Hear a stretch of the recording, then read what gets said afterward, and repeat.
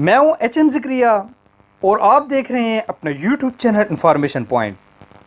اس channel پر آپ talent Discovery, career counselling اور personality development کی ویڈیوز دیکھتے رہتے ہیں۔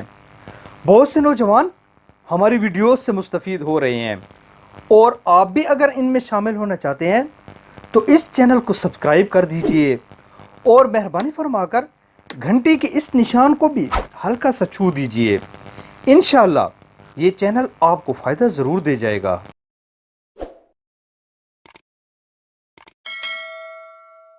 بطخ جس کی پرورش ریگستان میں ہوئی ہو، اگر آپ اس کو ایک تالاب میں لے کر آئیں، اس کے پاس تیراکی کا کوئی تجربہ بھی نہیں ہے، لیکن آپ دیکھیں گے کہ تھوڑی دیر بعد وہ تیر رہی ہوگی اور اس ماحول میں اپنے آپ کو ایڈجسٹ کر چکی ہوگی۔ وہ باقی بطخوں کی طرح پرفارم کر رہی ہوگی۔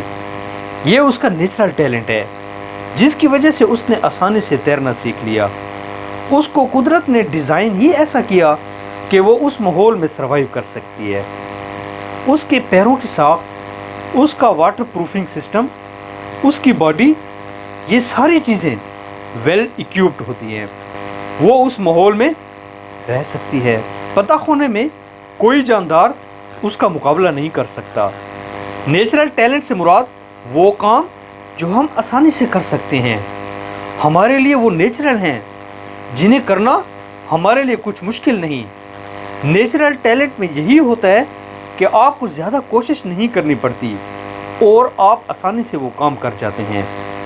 آپ ایک بات غور کریں کہ ہر بطخ دوسری بطخ جیسی ہوگی۔ ایک شیر باقی شیروں کی طرح ہوگا، ساری بلیاں ایک جیسی ہوں گی۔ یہ سٹیٹمنٹ سارے جانوروں اور پرندوں کے بارے میں تو ہم دے سکتے ہیں، لیکن انسانوں کے بارے میں ہم یہ نہیں کہہ سکتے کہ سارے انسان ایک جیسے ہوں گے۔ انسانوں میں ہر کوئی منفرد ہوگا، ہر ایک کے پاس اپنا منفرد ٹیلنٹ ہوگا۔ انسانوں کے لیے بڑا ضروری ہے کہ یہ جانیں کہ ان کا نیچرل ٹیلنٹ کیا ہے۔